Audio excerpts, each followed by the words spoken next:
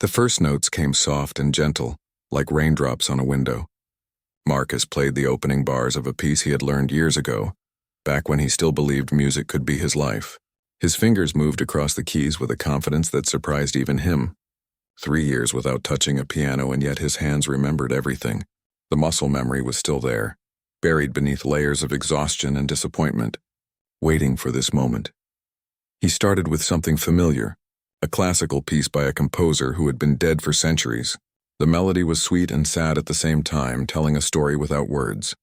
Marcus closed his eyes and let himself forget where he was. He forgot the ballroom, forgot Victor's mocking smile, forgot the 100 eyes watching him. For the first time in 3 years, he was just a musician playing music. The ballroom had fallen completely silent. Even the holographic display seemed to dim, as if the technology itself was listening. Victor stood by the piano with his arms crossed, waiting for Marcus to fail. But as the seconds passed and the music continued, something changed in Victor's expression. The mocking smile faded. His arms dropped to his sides. He was actually listening. Ambassador Lyra's antennae began to glow. It was a soft blue light at first, barely visible, but it grew brighter as Marcus played. The 3 pairs of delicate sensors on her head started to vibrate in rhythm with the music. Other members of the harmonic concord in the ballroom began to react as well. Their bodies produced sounds, harmonics that blended with the piano notes. It was like they were singing along, but not with voices. They were singing with their entire beings. Marcus felt the change in the room. He opened his eyes slightly and saw what was happening. The aliens were resonating with his music. Something about the notes he played was speaking to them in a way that went beyond simple sound. He didn't understand how or why, but he could feel it. The music was creating a connection, a bridge between his human consciousness and their alien minds. Encouraged by this response, Marcus began to improvise. He moved away from the classical piece and started playing something new, something that came from deep inside him. It was a melody he had composed years ago during his time at the conservatory, a piece he had never performed for anyone. He called it Loneliness in Space because that's what it was about, the feeling of being small and alone in an infinite universe, the yearning to connect with someone, anyone, across the vast distances that separated all living things. The music grew more complex. Marcus let his fingers dance across the keys, mixing classical structure with jazz improvisation. He played fast runs that sparkled like stars, then slowed to deep, resonant chords that felt like the pull of gravity. The piece told a story. It started with confusion and fear, the overwhelming sensation of being lost. Then it shifted to curiosity, to the excitement of discovering something new, and finally it reached toward hope, toward the possibility that maybe we're not alone after all. Something strange began to happen in the ballroom. The holographic displays started to flicker and change. Colors swirled in patterns that had nothing to do with stock prices or news feeds. It wasn't a malfunction. The music was affecting the quantum processors that ran the ship's systems. The sound waves were creating resonance patterns that the computers were responding to, translating Marcus's emotion into visual form. Ambassador Lyra rose from her seat. Her entire body was glowing now, pulsing with bioluminescent light in time with the music. She began to vocalize not in words but in pure musical tones. Her voice wove through Marcus's piano melody like a thread through fabric. Other species in the ballroom started to join in. A being that looked like a pile of rocks produced deep rumbling bass notes. A creature made of what seemed like living light clicked and chimed in rhythmic patterns. Even some of the human guests began to hum along, adding their voices to this impromptu choir. Marcus had never experienced anything like this. When he played at the conservatory, the audience would sit quietly and applaud at the end. But this was different. These beings weren't just listening to his music. They were participating in it, becoming part of it. The boundaries between performer and audience were dissolving. They were all creating something together, something beautiful and unprecedented. He built toward a climax, pouring everything he had into the final section of the piece. Every disappointment, every humiliation, every moment of beauty he had witnessed in his life came through his fingers and into the piano. The music grew louder, more intense, more emotional. The colors in the holographic displays swirled faster. The aliens' harmonics grew stronger. And then, at the perfect moment, Marcus played the final chord and let it ring out into silence. The note hung in the air, sustained by the resonance of the room itself. It seemed to last forever, though it was probably only a few seconds. When it finally faded away, nobody moved. The ballroom was absolutely still. Even the usual background hum of the ship's engines seemed to have quieted. People barely breathed. They stood frozen, caught in the moment between the end of the music and the return of ordinary reality. Marcus sat at the piano with his hands still on the keys. He was shaking. He hadn't realized how much emotion he had put into that performance, how much of himself he had exposed to these strangers. He felt vulnerable, almost naked, but he also felt alive in a way he hadn't felt in years. Ambassador Lyra was the first to break the silence. She stepped forward, her antennae still glowing softly in the dim light. Her voice was quiet but carried clearly to every corner of the ballroom. That was not merely music, she said. That was proof of soul, of consciousness reaching beyond itself to touch others. In 700 years of exploring this galaxy, my species has encountered only 12 others capable of producing what we call true harmonic resonance through intentional art. Humanity, we believed, was not among them. We were wrong. The room erupted in conversation. Aliens rushed forward, trying to reach Marcus, asking questions in a dozen different languages. Human guests pulled out their communication devices, recording everything, sending messages to contacts across the galaxy. Everyone wanted to know who this waiter was, where he learned to play like that, why no one had heard of him before. But through all the chaos, Marcus's eyes found Victor Crane.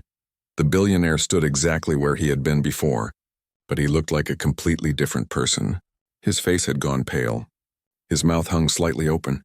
His hands trembled at his sides. Victor had expected Marcus to fail, to embarrass himself, to prove that working-class people didn't have real talent. Instead, Marcus had just demonstrated something that changed everything. Captain Helen Ortiz watched from the command balcony above the ballroom. She was a veteran officer, tough as nails, someone who had seen combat in humanity's early wars of expansion, but tears ran down her face. She wiped them away quickly, hoping no one had noticed, but she couldn't stop more from coming. That music had touched something deep inside her, reminded her of why she loved being human, why she believed humanity deserved its place among the stars. Marcus finally stood up from the piano bench. His legs felt weak. The crowd pressed closer, and he suddenly felt overwhelmed. Too many voices, too many questions, too much attention. He had spent 3 years trying to be invisible, and now everyone was looking at him. Part of him wanted to run, to escape back to the service corridors where he understood his role and nobody expected anything from him. But Ambassador Lyra reached him first. She placed a gentle hand on his arm, and the crowd quieted. She looked at Victor Crane, who still stood frozen in shock. "You made a promise," Ambassador Lyra said to Victor. "You said if this man played a song that impressed you, you would marry him." The statement was witnessed by hundreds, including multiple ambassadors whose cultures treat such declarations as binding contracts. Victor's face turned from pale to red. He opened his mouth to speak, probably to say it was just a joke, that no one could possibly take it seriously. But before he could form the words, several other alien ambassadors stepped forward. They nodded in agreement with Lyra. In their cultures, a promise made in the presence of music, especially music that created resonance, was sacred. To break such a promise would mark Victor as a person without honor. And in the galactic economy, honor meant everything. Contracts, deals, partnerships, all of it depended on trust and reputation. If Victor broke this promise, his business empire would crumble. The grand ballroom of the Stellar Meridian sparkled with lights that seemed to dance across the walls like stars themselves. Marcus Stone moved quietly between the tables, his black uniform crisp and clean, his hands steady as he carried a tray of drinks designed for beings from a dozen different worlds. Some glowed blue, others bubbled with strange colors, and a few seemed to shift between solid and liquid states. He had learned long ago not to ask questions about what the wealthy passengers ordered. His job was simple: serve with a smile, stay invisible, and collect his paycheck at the end of each month. The year was 2247, and humanity had spread across the stars like seeds scattered by the wind. They built cities on Mars, mined asteroids for precious metals, and traded with alien species that had once existed only in dreams and old science fiction stories. The Stellar Meridian was the crown jewel of human achievement in space, a massive cruise ship that hosted the galaxy's elite. Tonight, the ballroom was filled with ambassadors, business leaders, and celebrities from across known space. Crystal chandeliers hung from the ceiling, imported from the crystalline nebula at a cost that could feed a small colony for years. Holographic displays floated in the air, showing stock prices and news feeds from hundreds of worlds. Marcus was 34 years old, though he often felt much older. Life had not been kind to him, but he never complained. His dark skin showed the first signs of lines around his eyes, marks of too many double shifts and not enough sleep. Once, a lifetime ago, he had been a musician. He studied piano at the New York Conservatory of Music, one of the most respected schools on earth. His teachers said he had talent, maybe even greatness. But talent didn't pay the bills when his mother got sick. Talent didn't cover the medical expenses that insurance refused to handle. So Marcus left school, took whatever jobs he could find, and eventually ended up here, serving drinks to people who would never remember his face. At the center of the ballroom, a man's voice boomed over the conversation. Victor Crane stood surrounded by admirers, all of them hanging on his every word. Victor was 52, wealthy beyond measure, and never let anyone forget it. He had made his fortune in asteroid mining, turning rocks in space into mountains of money on Earth. His company, Crane Industries, built the massive structures that orbited distant stars, harvesting energy and resources. Victor wore an expensive suit that probably cost more than Marcus earned in a year. His gray hair was perfectly styled, and his smile was the kind that never quite reached his eyes. Victor was telling a story about his latest project, something involving a Dyson swarm around a red dwarf star. Marcus didn't understand all the technical details, but he caught the general idea. Victor was building something huge, something that would make him even richer, and he wanted everyone to know how brilliant he was. The people around Victor laughed at his jokes and nodded at his observations.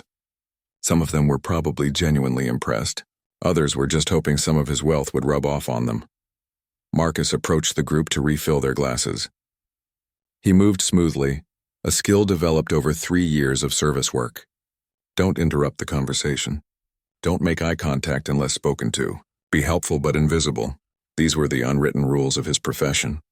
He reached for an empty glass on the table, and that's when Victor turned suddenly, bumping into Marcus's arm. The tray tilted and a bright blue drink splashed across the pristine white tablecloth.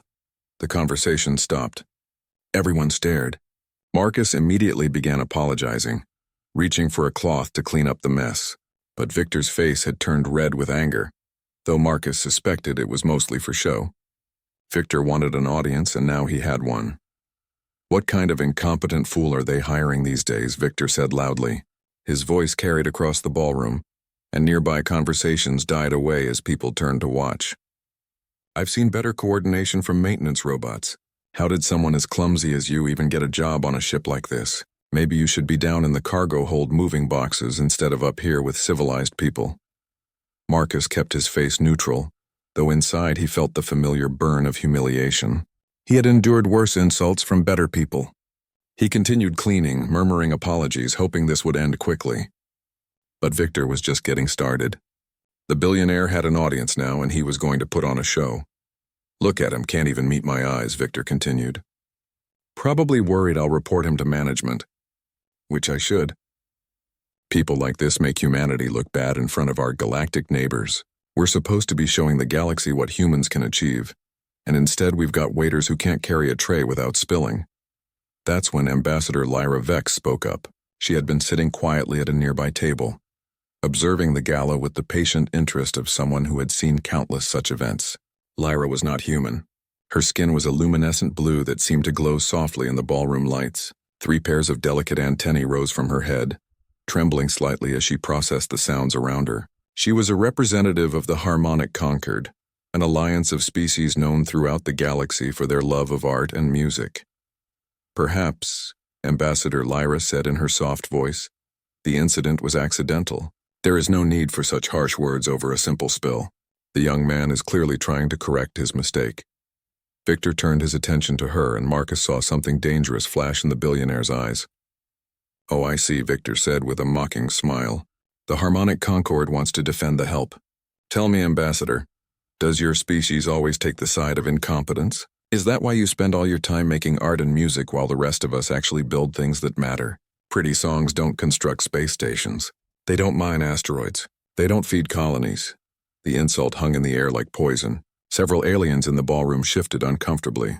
The harmonic concord was respected throughout the galaxy, and Victor had just dismissed their entire culture as worthless. But Victor wasn't done. His eyes landed on something at the edge of the ballroom and his cruel smile widened. There, near the wall, sat a grand piano. It was an antique, a real instrument from Earth's 21st century, restored and maintained at enormous expense. The ship's captain kept it in the ballroom as a showpiece, a reminder of human cultural heritage. Victor walked over to it, running his hand along the polished wood. "You know what?" Victor said, his voice dripping with false generosity. "I'll give this clumsy waiter a chance to redeem himself. If he can sit down at this piano and play a single song that actually impresses me, I'll marry him right here and now. I'll make an honest man out of him. How's that for fair?" The people around Victor laughed. It was clearly a joke, a way to further humiliate Marcus. The implication was obvious: a mere waiter, someone from the working class, couldn't possibly have any real talent. Music was for the educated elite, for people who could afford conservatory training, not for someone who cleaned up spills and fetched drinks. Marcus stood there with the cleaning cloth still in his hands. He could feel hundreds of eyes on him. The smart thing would be to apologize again, finish cleaning, and disappear into the service corridors. He had learned long ago that fighting back against people like Victor was pointless. They had money, power, and connections. He had nothing but pride, and pride didn't pay the rent. But something about this moment felt different. Maybe it was the way Ambassador Lyra was watching him, her antennae quivering with what looked like sympathy. Maybe it was the cruel laughter of Victor's friends. Or maybe it was simply that Marcus was tired of being invisible, tired of letting his talent die unused inside him, while he served people who would never see him as human. Marcus set down the cloth carefully. He straightened his uniform. Then, without saying a word, he walked toward the piano. The laughter died away. Victor's smile faltered for just a moment before returning even wider than before. The ballroom fell silent as Marcus sat down at the bench, adjusted his position, and placed his hands on the keys. His fingers remembered the position even after 3 years away. Some things, he realized, you never really forget. 3 days later, Marcus found himself on a transport ship heading toward Harmonia Prime. Victor sat on the opposite side of the passenger cabin, as far away as possible while still being in the same room. They had barely spoken since signing the partnership agreement. The contract was thick with legal language, but the basic terms were simple. 1 year of collaboration. Victor would fund Marcus's musical career and the establishment of a human arts academy, and Marcus would serve as humanity's representative to the Symphony Protocol. If either of them broke the agreement, the penalties would be severe for both. The journey took 5 days through hyperspace. Marcus spent most of that time in his cabin, practicing on a portable keyboard that Ambassador Lyra had provided. It wasn't like a real piano, but it was better than nothing. He played through his old repertoire, pieces he had learned at the conservatory, trying to remember what it felt like to be a student with dreams instead of a waiter with debts. The muscle memory returned gradually, and with it came fragments of the person he used to be. Victor spent his time in conference calls, trying to manage his business empire remotely. His board of directors was not happy about his year-long absence. Competitors were already circling, sensing weakness. Several major clients had expressed concerns about working with someone who had been publicly humiliated and forced into what looked like a bizarre publicity stunt. Victor's assistant kept sending him reports that made his jaw clench and his blood pressure rise. Everything he had built over 3 decades was starting to shake. When they finally arrived at Harmonia Prime, Marcus pressed his face against the observation window and stared in wonder. The planet was beautiful in a way that Earth could never be. Its cities were designed to create music just by existing. Buildings curved and spiraled in shapes that caught the wind and turned it into sound. Bridges resonated with the footsteps of those crossing them. Even the trees had been genetically modified to rustle in harmonious patterns. The entire planet was an instrument constantly playing itself. Ambassador Lyra met them at the spaceport.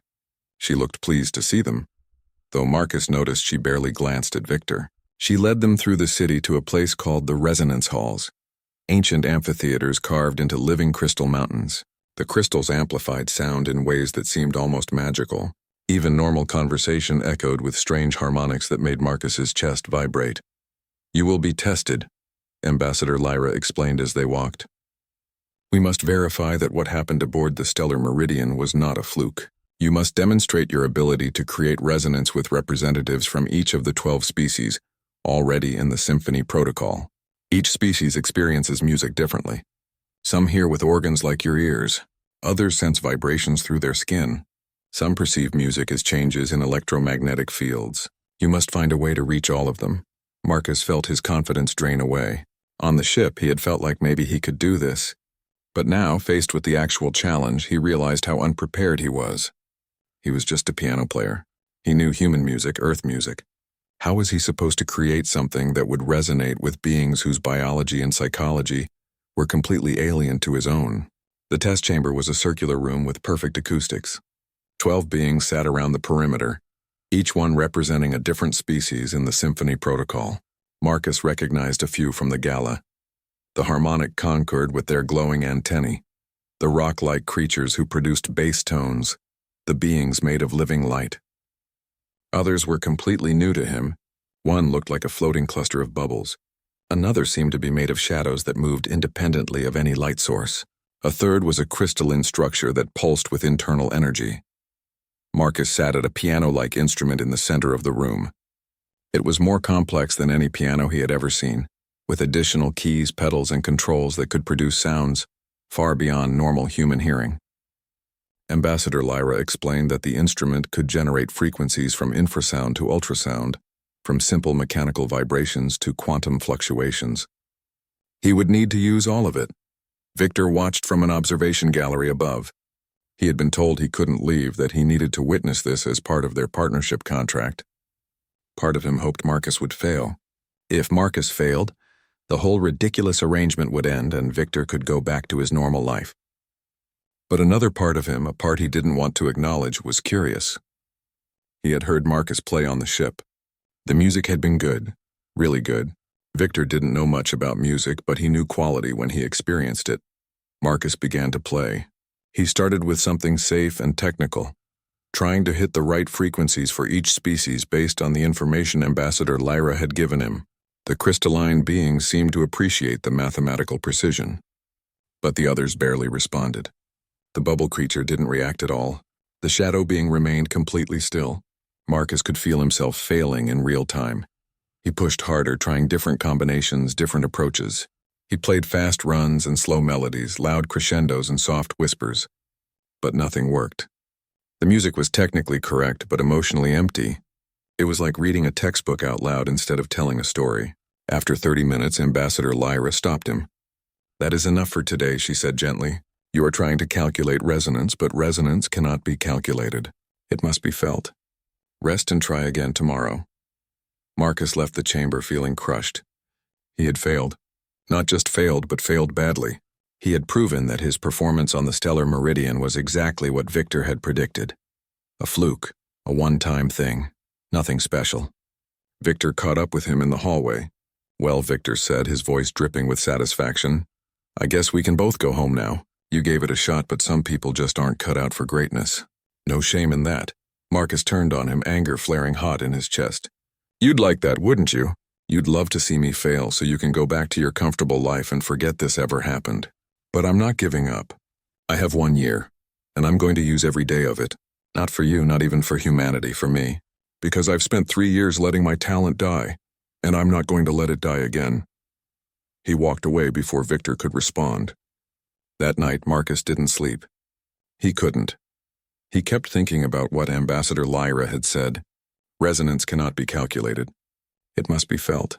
He had approached the test like a problem to solve, like a math equation. Play the right notes in the right order, and you get the right answer. But music wasn't math. Music was emotion, connection, vulnerability. He had forgotten that. The next morning, Marcus didn't go back to the resonance halls. Instead, he walked through the city listening. He sat in plazas where the wind played through architectural features designed to sing. He visited gardens where water flowed over stones in rhythmic patterns. He watched harmonic concord children playing games that involved creating harmonies with their bodies. And slowly he began to understand. This planet didn't make music for audiences. It made music because music was life itself, expression itself, the most natural thing in the world. Victor, meanwhile, found himself at loose ends. He had come to Harmonia Prime expecting to spend a few days watching Marcus fail, then return home, but now he had nothing to do. His calls to Earth were becoming more depressing. His company was hemorrhaging contracts. His board was planning a vote to remove him as chairman.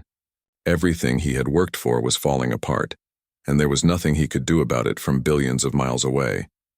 In his frustration, Victor went for a walk.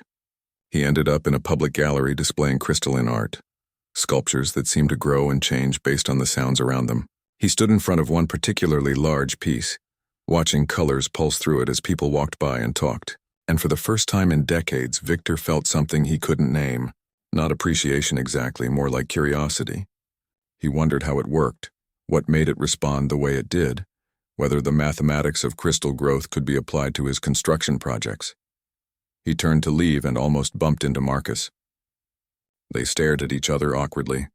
Finally, Marcus spoke. "What are you doing here?" Victor shrugged. "I don't know. I was bored. I saw the gallery and walked in." Marcus nodded slowly. Then, surprising himself, he said, "Want to come with me tomorrow? I'm going to explore more of the city. Try to understand how they think about music here. Maybe you'll see something I miss. You're an engineer. You might notice things I don't." Victor almost said no, but then he thought about going back to his empty hotel room and receiving more bad news from Earth. At least walking around the city would be a distraction. "Fine," he said, "but don't expect me to enjoy it." Marcus almost smiled. "I wouldn't dream of it," he replied. And so began an unexpected partnership.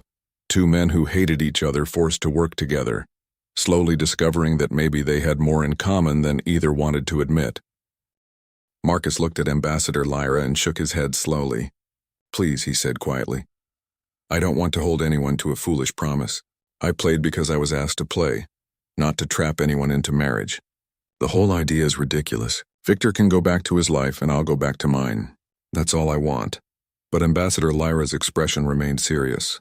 She turned to address not just Marcus and Victor, but the entire ballroom. "What happened here tonight is more significant than a personal dispute between two humans," she said. "This young man has demonstrated that humanity possesses true harmonic resonance. This changes everything we thought we knew about your species. For 700 years, my people have been searching for other species with this capability. It is extremely rare. Only 12 species in the known galaxy can create what we call soul song. Music that resonates with consciousness itself rather than just producing pleasant sounds." The aliens in the ballroom began murmuring among themselves. Even the humans who didn't fully understand the implications could tell this was important. Ambassador Lyra continued speaking.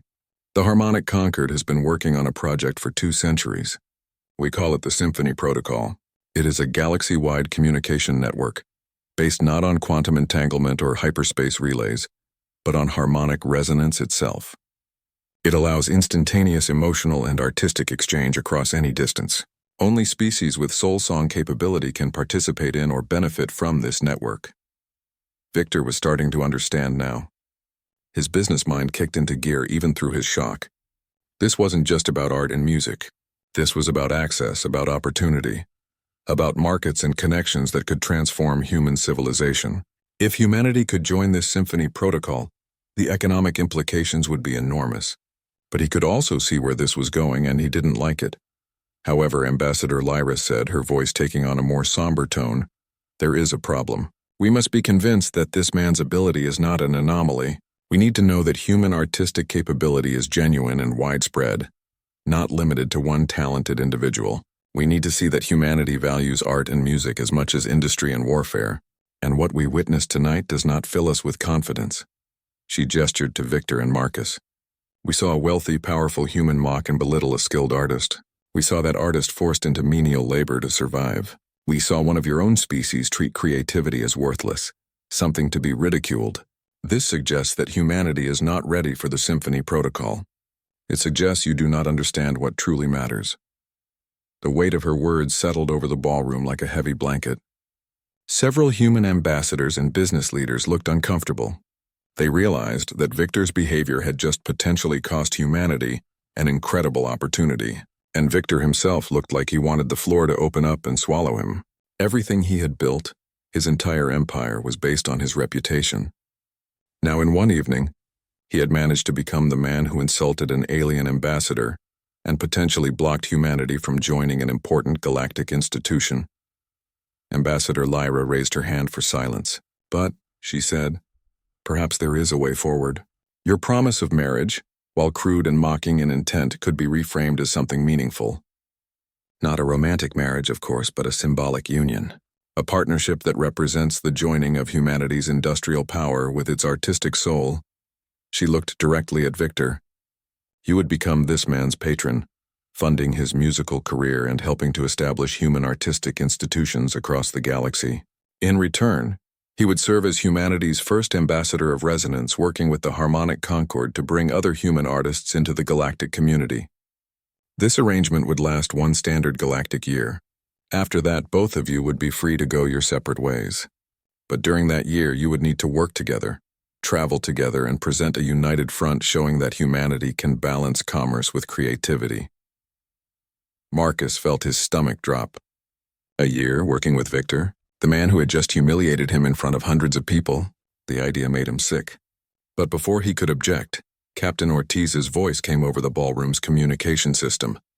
She spoke directly to Marcus. I know this isn't what you wanted, she said. But think about what this means. Think about every human artist, musician, writer, and creator trying to make their mark in a galaxy that sees us primarily as soldiers and merchants. This is their chance. This is your chance to open doors that have been closed since we first reached the stars. Victor swallowed hard. His lawyers would have told him to refuse, to fight this in court, to argue that a joke couldn't be a binding contract. But Victor was a businessman above all else. He could see the angles, the possibilities, and the disasters. If he refused, he would lose contracts worth billions. Species that valued honor would refuse to work with him. His company would collapse. But if he agreed, if he played along with this ridiculous arrangement, he could save his empire and maybe even expand it. Access to the Symphony Protocol could make Crane Industries even bigger than it already was. Fine, Victor said through gritted teeth. I'll do it 1 year. But this is a business arrangement, nothing more. We'll work together because we have to, not because we like each other. Marcus looked at the faces around him. Aliens watching with interest, humans watching with hope, Captain Ortiz watching from above with an expression that clearly said, this is bigger than your pride. He thought about his mother who had sacrificed so much for him. He thought about all the years he spent serving drinks while his talent rotted unused inside him. And he thought about the piano, about how good it felt to play again, to create beauty instead of just surviving. 1 year, Marcus said finally. I'll do 1 year, but I have conditions. I choose which other artists join the program. I decide how we train them, and if Victor treats me or anyone else the way he treated me tonight, the deal is off. Ambassador Lyra smiled. It was the first time Marcus had seen her smile, and it transformed her alien features into something almost human. Agreed, she said. We will draw up a proper contract. You have 3 days to settle your affairs before you must depart for Harmonia Prime, the homeworld of the Harmonic Concord. There you will undergo testing to verify your resonance capabilities and begin your training as humanity's first ambassador of resonance. The crowd began to disperse, people breaking into smaller groups to discuss what had just happened. News of the evening was already spreading across the galaxy via faster-than-light communication. Within hours, every major news outlet would be carrying the story. The waiter who played piano and changed humanity's future, Marcus Stone's life was about to become very public, very complicated, and very different from anything he had ever imagined. Victor left the ballroom without another word to Marcus. He was already on his communication device talking to his lawyers and advisors, trying to figure out how to manage this situation. His face was still red and his jaw was clenched tight. He had been outmaneuvered and he knew it. But he was too much of a businessman to let pride destroy him. He would play this game, fulfill this ridiculous contract and get through the year. Then he would never have to see Marcus Stone again. Marcus walked back to the service corridors in a daze. Other staff members congratulated him, patted him on the back, asked for his autograph. He nodded and smiled but couldn't really process what was happening. His shift supervisor told him to take the rest of the night off, that he had earned it. So Marcus went to his tiny cabin, sat on his narrow bed and stared at the wall. His hands were still shaking, not from nerves anymore, but from the sheer weight of what had just occurred. One moment of courage, one decision to sit at that piano instead of walking away, had changed his entire life. Tomorrow he would wake up and begin preparations to leave the only job he had known for 3 years. In 3 days he would be on a ship heading to an alien world he had only seen in pictures. And for the next year he would be working alongside a man who despised him. But despite all the fear and uncertainty, Marcus felt something else too. Hope. For the first time since his mother died, since he abandoned his dreams to pay medical bills, since he put on a waiter's uniform and learned to be invisible, Marcus felt like maybe his life could be more than just survival. Maybe he could actually be a musician again. Maybe he could create beauty and share it with others. Maybe all those years of pain and disappointment had been leading to this moment. He looked at his hands, the hands that had carried trays and cleaned tables and done 1,000 menial tasks. They were the same hands that had just played a piece of music that resonated across species, that touched alien consciousness, that opened a door to humanity's future. And as Marcus lay down to sleep, he wondered what other doors those hands might open in the year to come. 5 years passed since that night on the stellar meridian, when Marcus played a song that changed everything. The Human Resonance Academy had grown beyond anything Marcus or Victor imagined. They established campuses on Mars, Europa, and several colony worlds. Thousands of students had passed through the program, learning not just to make music but to create bridges between species, to use art as a language that transcended biology and culture. Marcus no longer performed regularly. He focused on teaching and mentorship, helping new artists find their own voices. He had married a musician from the harmonic Concord, a woman whose antennae glowed when she laughed. They had a child, a little boy who could hear frequencies that pure humans couldn't perceive. The child was a living bridge between species, proof that connection was possible at the deepest level. Sophie had become the Academy's director. She brought her father's business skills and her own artistic vision to the role. Under her guidance, the Academy expanded its mission beyond just music. They accepted dancers, visual artists, poets, creators working in forms that didn't yet have names in human languages. The symphony protocol wasn't just about sound anymore. It was about any form of expression that could create resonance, any art that could bridge the gap between different forms of consciousness. Victor spent most of his time in the Academy's workshops. After losing his company, he discovered he enjoyed building things with his hands more than managing corporate empires. He designed and constructed instruments, combining human and alien technologies in new ways. Some of his creations became standard equipment for resonance bridges across the galaxy. He never tried to rebuild Crane Industries. He didn't need to. He had found something more valuable than wealth, purpose, connection, and a relationship with his daughter that had healed into something genuine and strong. The stellar meridian, where it all began, had been converted into a permanent cultural center. It orbited Earth as a neutral meeting ground for artists and diplomats from across the galaxy. The grand ballroom where Victor issued his mocking challenge remained unchanged, preserved exactly as it was that night. A plaque on the wall told the story for visitors. It ended with a quote from Marcus. "Sometimes the cruelest moments lead to the most beautiful transformations, if we are brave enough to turn pain into art and anger into understanding." Tonight, the ballroom hosted a special event, the 5th anniversary, celebration of humanity's acceptance into the symphony protocol. The room was filled with faces Marcus recognized from that fateful night. Captain Ortiz, now retired but still sharp-eyed and commanding. Ambassador Lyra, looking exactly the same as she had 5 years ago. Many of the original witnesses to Victor's challenge and Marcus's response.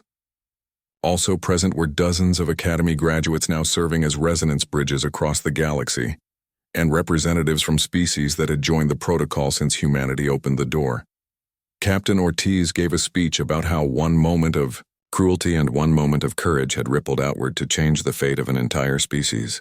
She noted that humanity's place in the galaxy had shifted. They were no longer seen primarily as soldiers or merchants, but as artists and bridge builders. That transformation came with a cost, she said. It required vulnerability, honesty, the willingness to expose our hearts to beings we barely understood. But it also brought rewards that couldn't be measured in credits or territory. Victor took the stage next. His hair was grayer now, his face more lined, but his eyes were clearer than they had been 5 years ago. He spoke without notes, without the corporate polish he once used. I was the man who mocked Marcus Stone that night. I treated him like he was worthless because he was a waiter and I was a billionaire. I thought money and power made me better than other people. I was wrong about everything. Losing my company was the best thing that ever happened to me. It forced me to discover who I was without all that artificial status, and what I discovered was pretty empty. He paused, looking out at the crowd. But I also discovered I could change. I could learn. I could become a better person, a better father. Marcus gave me that chance even though I didn't deserve it. My daughter gave me that chance even though I had hurt her deeply. This academy, this program, it's not just about teaching music or joining the symphony protocol. It's about transformation. It's about proving that people can change, that cruelty can become compassion, that ego can become humility.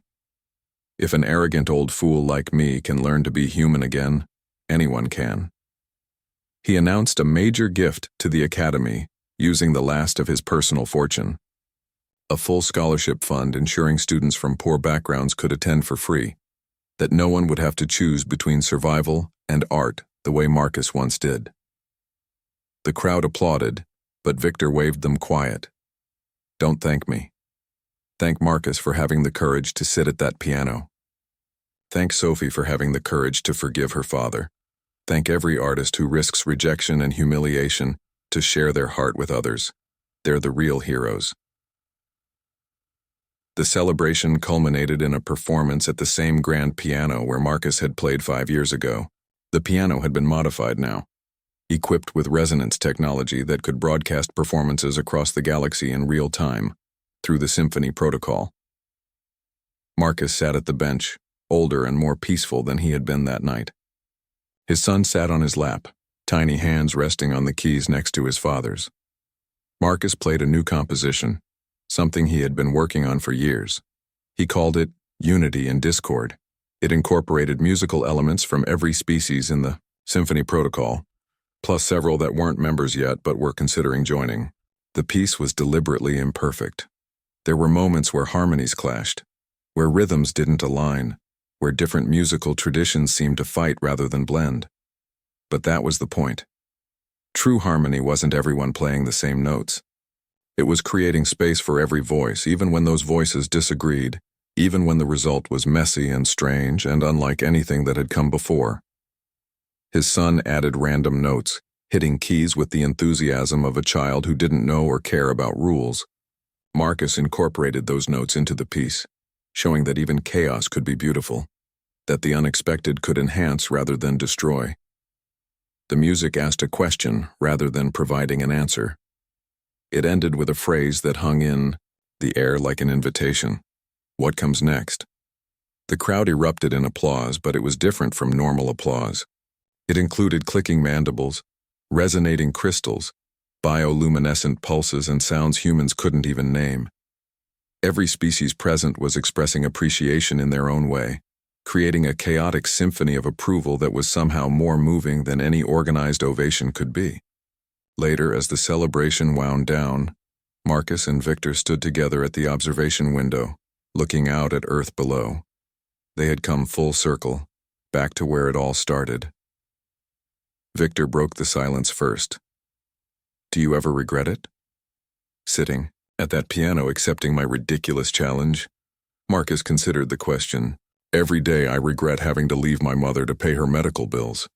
Every day I regret the years I wasted being bitter and afraid. But sitting at that piano? No. That moment, that choice, it gave me my life back. It gave both of us our lives back. Victor nodded. I spent 30 years chasing the wrong things. Money, power, respect based on fear rather than genuine connection. And you know what? I was miserable. I just didn't realize it because I had never known anything else. But now building instruments for students, watching Sophie lead the academy, seeing humans and aliens create beauty together, this is what happiness feels like. It took losing everything to find it. Sophie joined them at the window, bringing Marcus's son with her. The little boy pressed his face against the glass, making happy sounds that were half human words and half harmonic tones. Sophie put her arm around her father. "I'm proud of you," she said. "Not for what you built or how much money you made. I'm proud of you for being willing to change, for admitting you were wrong, for becoming the father I always needed." Victor hugged her, and Marcus saw tears in the old man's eyes. "Thank you," Victor whispered. "Thank you for giving me another chance." Ambassador Lyra approached them, her antennae glowing softly in the dim light. She had been watching from across the room. "I wanted to tell you something," she said. "When I first encountered humanity, I was skeptical. Your species seemed focused on conquest and commerce with little interest in the deeper aspects of existence. But you surprised us. You showed us that even young, chaotic species can create profound beauty. You reminded us that growth requires struggle. That perfection is less valuable than authenticity." She looked at Marcus and Victor. "And you two, specifically, taught us about transformation.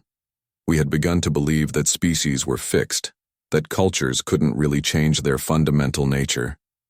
But you proved that individuals can change, and if individuals can change, so can entire civilizations. That lesson is spreading through the Symphony Protocol. Other species are becoming more willing to evolve, to question their assumptions, to be vulnerable. You started something much bigger than you realize." The night ended, but the story continued. Across the galaxy, human resonance bridges worked to help species communicate. Over the next week, Marcus and Victor explored Harmonia Prime together.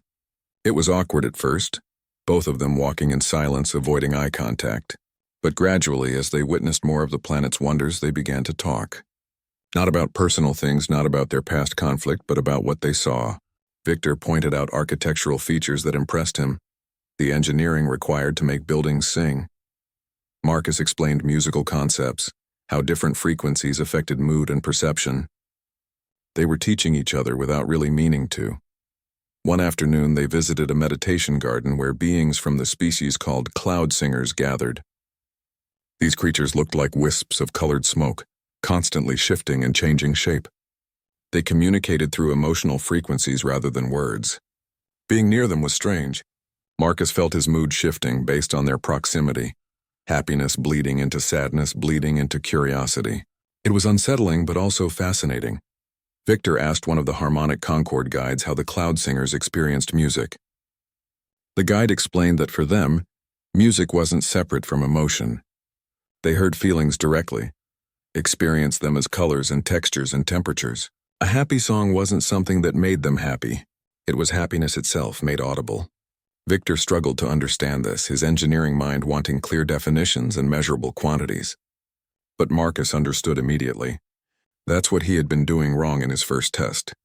He had been trying to make music that created emotions instead of music that was emotion.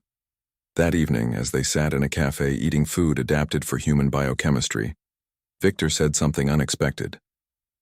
"My daughter was a musician." The words came out flat, emotionless, but Marcus could hear pain underneath them. Victor continued, "Sophie. She played violin. She was good, really good. Won competitions, got scholarships. She wanted to attend a conservatory in Paris. I told her no. I told her to study business instead, to work for my company. I said music was a hobby, not a career. She hasn't spoken to me in 5 years." Marcus didn't know what to say. He had spent the past week hating Victor, seeing him as nothing but an arrogant bully. But this confession complicated things. It didn't excuse Victor's behavior, but it explained something. Victor wasn't just cruel for fun. He was someone who had destroyed something precious in his own life and couldn't admit it was a mistake. Finally, Marcus spoke. "Why are you telling me this?" Victor stared into his drink. "Because watching you, listening to what you're trying to do here, it makes me think about her, about what I took from her, about what I didn't understand." He looked up, meeting Marcus's eyes for the first time since the gala. "I was wrong. About music, about art, about what matters.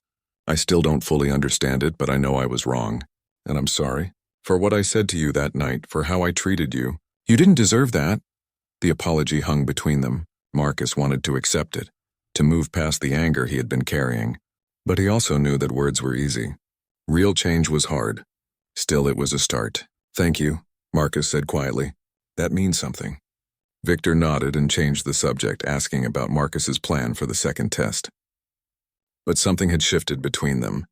A crack in the wall of mutual hostility. Marcus spent the next few days preparing for his second attempt at the resonance halls. This time he didn't try to plan or calculate. Instead, he collected sounds. He recorded the laughter of human children playing in the diplomatic quarters. He captured the deep hum of industrial equipment from a nearby spaceport. He saved the whisper of solar wind against spacecraft hulls. He even asked Victor to record a message about his work, about what it felt like to build things in space. And he found that last recording from his mother, the one he had listened to 1,000 times but never shared with anyone. When the day of the second test arrived, Marcus entered the chamber with a different energy. He wasn't nervous exactly, but he felt vulnerable in a way he hadn't before. The 12 representatives sat in their places around the room. Ambassador Lyra gave him an encouraging nod. Victor watched from the observation gallery, and Marcus noticed he looked tense, like he actually cared about the outcome. Marcus sat at the instrument and began to play. But this time he also triggered his recordings. Children's laughter echoed through the chamber, and he built a melody around it. The notes asked a question: "What does joy sound like to you?" He improvised variations, each one trying to capture joy in different ways. Pure and innocent like children, wild and free like solar wind, deep and satisfied like the completion of hard work. The crystalline beings began to resonate. Their bodies chimed softly, mathematically pure tones that harmonized with Marcus's playing. He had given them structure, patterns they could understand and appreciate. He transitioned to the industrial sounds, the mining equipment and construction tools creating rhythm from machinery. Victor's voice came through the speakers, talking about the satisfaction of building, of creating something permanent in the void of space. Marcus turned that speech into music, finding the emotional truth underneath the technical language. The cloud singers began to swirl and change colors. They felt what Marcus was expressing, the pride of creation, the love of work done well. But Marcus didn't stay in that comfortable space. He broke the rhythm with chaos, with the unpredictable sounds of solar wind and cosmic radiation. He showed that beauty also existed in randomness, in things no one planned or controlled. The crystalline beings struggled with this part, but other species responded. Beings who lived in the chaotic environments of gas giants and stellar coronas recognized something familiar. Then Marcus played his mother's voice. She spoke about love and pride, about sacrifice and hope. The melody became achingly sad, but there was something else underneath: gratitude. Marcus showed that even painful emotions had value, that loss was proof of love, that grief was memory given sound. The cloud singers' colors shifted to deep blues and purples. Other species, beings who Marcus didn't even know experienced emotion in ways he could recognize, began to produce their own harmonics. He ended with a simple melody, a lullaby his mother used to sing. It wasn't sophisticated or complex. It was just pure comfort, pure home. And in that moment, every being in the chamber understood. They all had something like this, some fundamental sound that meant safety and belonging. The melody resonated not because it was technically perfect, but because it was honest, vulnerable, real. When the final note faded, the chamber was silent for a long moment. Then the representatives began to respond. The crystalline beings chimed approval. The cloud singers swirled in patterns that Marcus somehow knew meant joy. Even the shadow creature, who had remained motionless during the first test, moved and shifted in what might have been applause. Ambassador Lyra stood, her antennae glowing brightly. "You have passed," she said, "but more than that, you have taught us something new. We had been focused on technical capability, on measuring resonance as if it were a frequency that could be calibrated. You reminded us that resonance is not about perfection. It is about honesty, about the willingness to share your deepest self with others." The representatives voted unanimously to recommend humanity for membership in the Symphony Protocol. But there was a condition. Marcus would need to establish a program to train other human artists, to prove that his ability wasn't unique. He would need to find a dozen more humans who could create true resonance, who could open themselves emotionally the way he had just done. It would take time and effort, but it was possible. Humanity had been accepted provisionally into a galactic institution that would change everything. Marcus left the chamber exhausted, but triumphant. Victor was waiting for him outside. The billionaire's eyes were red, and Marcus realized he had been crying.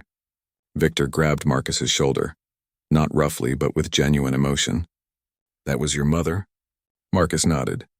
Victor's voice cracked. "You played her voice for them. You shared something that personal, that private with complete strangers." Marcus shrugged. "That's what art is. Sharing the parts of yourself that hurt most.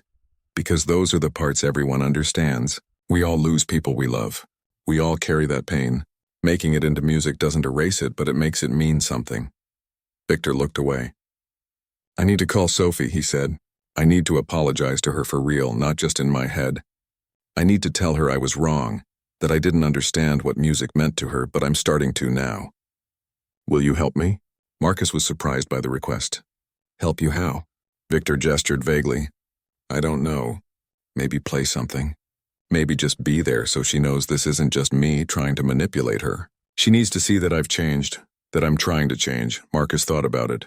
A week ago, he would have refused, would have told Victor to fix his own relationships. But something had changed between them. They weren't friends exactly, but they weren't enemies anymore either. They were partners. Two people forced together by circumstances, slowly learning that they needed each other. "Okay," Marcus said. "I'll help, but you have to mean it. If you're going to apologize to her, really apologize. Don't make excuses. Don't try to justify what you did. Just tell her the truth." Victor nodded. "I can do that," he said.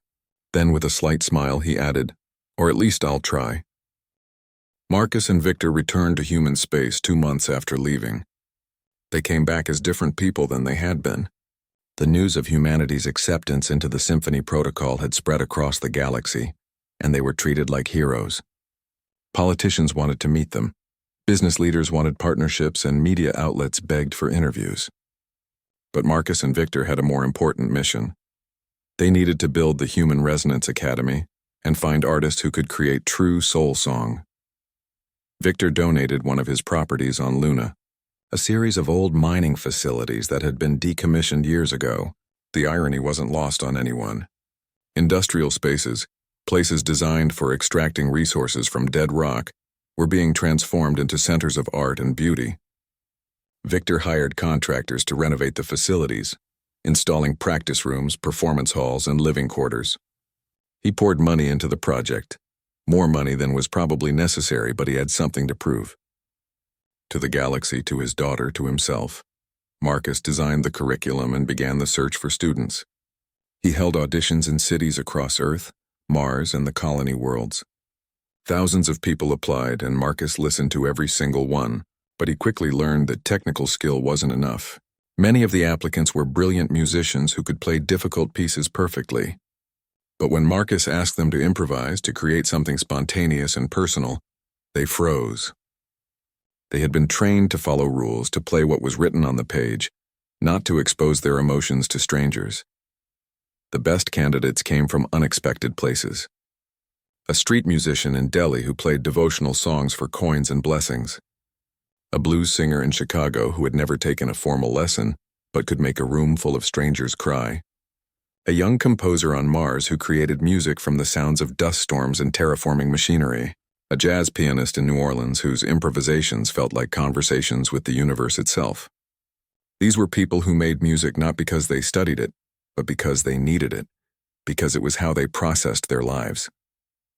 Marcus selected 12 candidates for the first class. Each brought something different to the program. Different styles, different backgrounds, different reasons for making music. Victor wanted to create selection criteria, metrics and benchmarks that would make the process more scientific. Marcus had to keep reminding him that you couldn't measure soul. That art wasn't something you could reduce to numbers on a spreadsheet. Among the 12 was someone Marcus hadn't expected. Sophie Crane, Victor's daughter. She had responded to her father's message cautiously at first. They had talked several times over video calls, conversations that were painful and awkward but necessary. Victor apologized, really apologized, without making excuses or trying to minimize what he had done. Sophie didn't forgive him immediately. Years of hurt couldn't be erased by a few conversations, but she agreed to join the academy, partly because the opportunity was incredible, partly because she wanted to see if her father had really changed. The first few months of training were brutal. The students had to learn to work with alien instruments, to create music that resonated with non-human consciousness. More importantly, they had to learn to open themselves emotionally in ways that professional musicians were often trained to suppress. Music education on Earth emphasized control, precision, technical mastery. The symphony protocol required the opposite: spontaneity, vulnerability, the willingness to fail publicly and learn from it. Several students dropped out within the first month. They couldn't handle the psychological demands, the constant exposure of their deepest feelings to others. But those who remained began to grow in ways that surprised even Marcus. Sophie, who had spent years playing technically perfect but emotionally distant violin, started experimenting with new styles. She incorporated elements from the alien music they were learning, creating fusion pieces that were unlike anything heard before on Earth. Her breakthrough came during a particularly frustrating practice session. She had been trying to create resonance with a cloud singer instructor and failing repeatedly. The instructor kept saying she couldn't feel anything, that Sophie's music was beautiful but empty. Finally, exhausted and angry, Sophie stopped trying to play perfectly. She picked up her violin and played the most chaotic, furious piece anyone had ever heard from her. It was full of mistakes and rough edges, notes that scraped and howled. But it was real. It was honest anger, frustration, years of resentment toward her father poured into sound. The cloud singer instructor's form swirled and darkened, colors shifting to stormy purples and reds. "That," the instructor said when Sophie finished, "was the first time I truly felt you. Your anger is beautiful. Do not hide it." Sophie stood there shaking, her bow still in her hand. She looked at her father, who was watching from the observation area. Victor's face was wet with tears. He understood what she had just played, what all that fury was about. And instead of getting defensive or angry in return, he just nodded. He understood.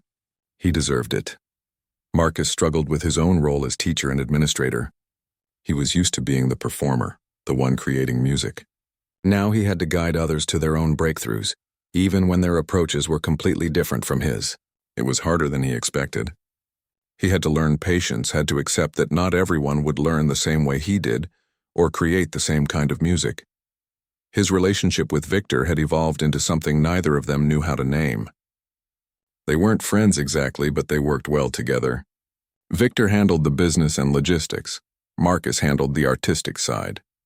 They argued frequently about priorities and methods, but the arguments were productive now rather than destructive. They pushed each other to be better, to think differently. Victor was learning to appreciate art for its own sake, not just as a tool or commodity. Marcus was learning that business and organization had their own kind of beauty, their own creative challenges. 6 months into the program, disaster struck.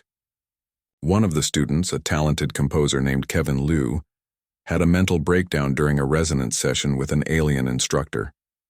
The experience of having his consciousness partially interact with a being from outside normal space-time triggered something in his mind. He survived but was deeply traumatized. His parents threatened to sue the academy and make the dangers of the program public. If they succeeded, it could destroy everything Marcus and Victor had built. Victor wanted to fight, to use lawyers and money to make the problem go away. But Marcus insisted they do the right thing.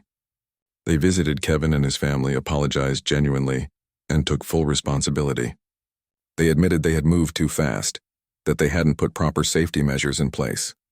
They implemented new psychological screening and support systems.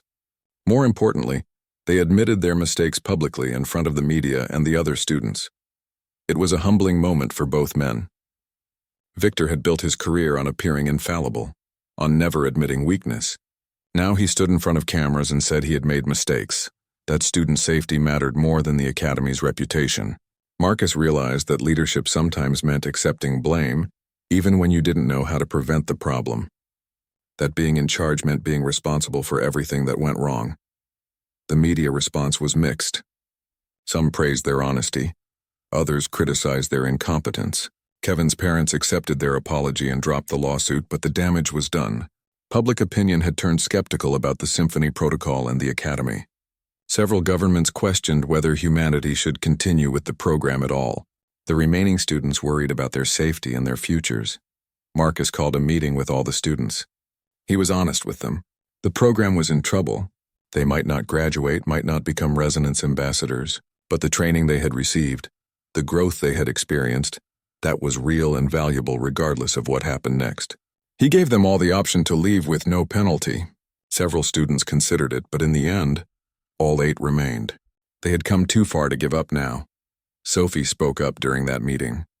My father made a lot of mistakes in his life. She looked directly at Victor as she said this. He hurt people, including me. But he's trying to fix those mistakes. He's trying to be better. That's all any of us can do. Make mistakes, admit them, learn from them, and try to do better next time. If we shut down this program because we're afraid of failing again, we're just proving that humans aren't ready for the symphony protocol. Not because we can't create beautiful music, but because we're too afraid to be vulnerable. Her words resonated with the other students. They voted unanimously to continue the program. They would improve their safety protocols, be more careful, but they wouldn't give up. Victor listened to his daughter speak with obvious pride. This was the woman he had tried to force into a business career, the artist he had dismissed as impractical. She was brave in ways he had never been, willing to expose her heart to the world and risk being hurt. He realized that took more courage than any business deal he had ever made. That evening after the meeting, Victor found Marcus in one of the practice rooms. 3 months remained until humanity's trial membership in the symphony protocol expired. The 8 students had trained hard, overcome their fears, and learned to create music that resonated across species boundaries. Now they needed to prove themselves before the full assembly of resonance. Representatives from all 13 member species gathered in one place. If they failed, humanity would lose its membership.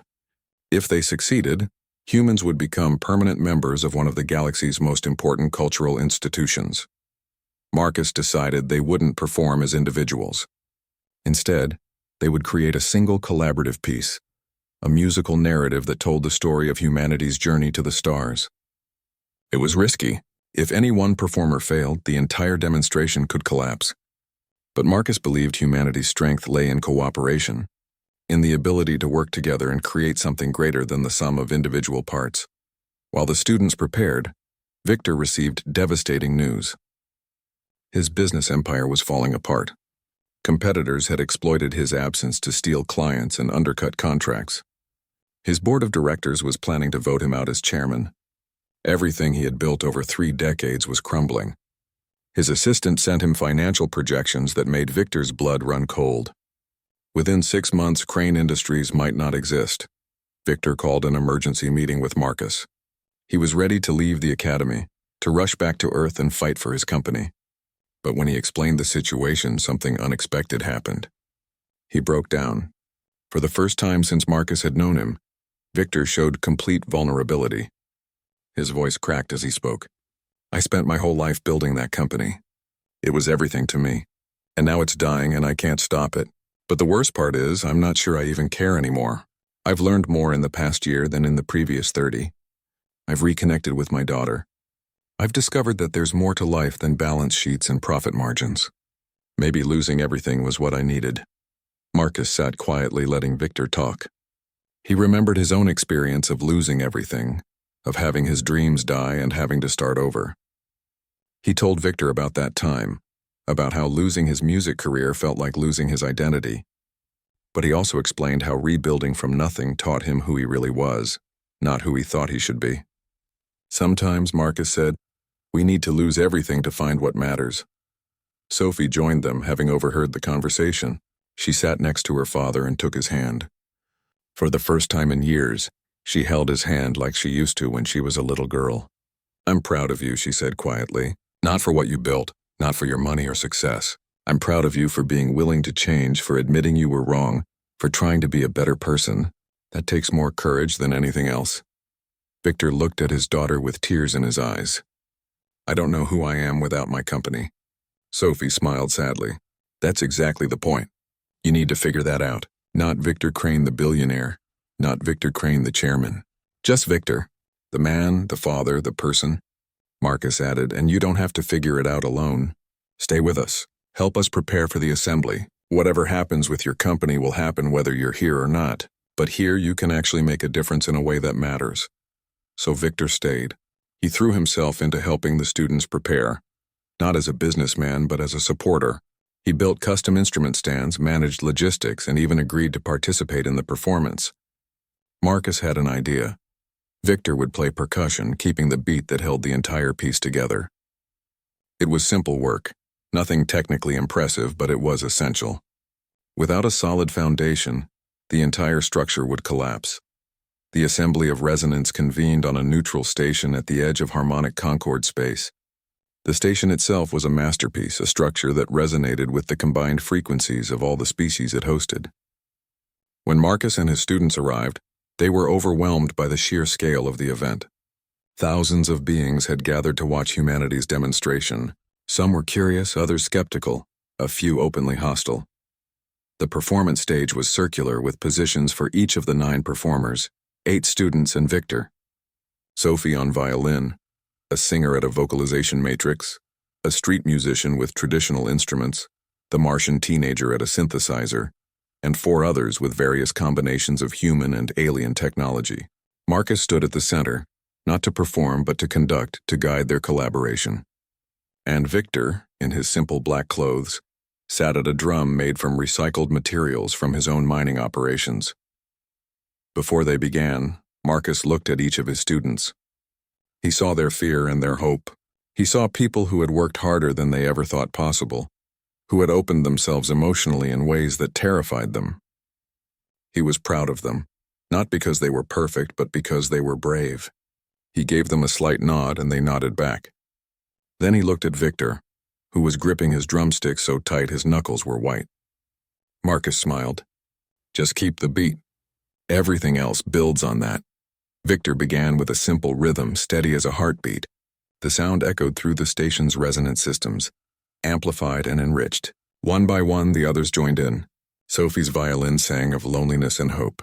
The vocalist improvised lyrics in multiple languages, some human, some alien, some purely emotional sounds that transcended words. The street musician added traditional rhythms that spoke of Earth's ancient past. The Martian teenager created sounds from recordings of dust storms and terraforming, showing how humans made new worlds home. As they played, the station's systems began amplifying their music emotionally as well as acoustically. The assembled representatives felt the performance through their entire beings. They experienced humanity's story not as observers but as participants, the fear of early space exploration, the wonder of discovering alien life, the conflicts and misunderstandings, the slow building of trust. Every emotion, every milestone, every triumph and tragedy came through the music. The alien species responded in their own ways. Crystalline beings chimed with mathematical harmonies. Cloud singers swirled with emotional weather patterns. Beings made of light pulsed in rhythm. Even species that had never heard human music before found themselves moved, connected to these strange mammals who sang their hearts to the galaxy. The performance told them something important. Humans were messy and chaotic, still struggling with their own nature, but they were genuine. Their music came from real pain and real joy, not calculation or performance. The climax focused on a single choice that defined humanity, the decision to reach out rather than retreat, to communicate rather than conquer, to share beauty rather than hoard it. Every performer poured everything into this moment. Victor's simple beat became the foundation for a cathedral of sound. Sophie played with tears streaming down her face. Every moment of pain and reconciliation with her father channeled through her violin. Marcus conducted not with technical precision, but with his whole heart, showing them when to soar and when to hold back, when to harmonize and when to create beautiful chaos. The final note rang out and held, sustained by the station itself, by every being present adding their own frequency. When it finally faded, the silence was complete. Nobody moved.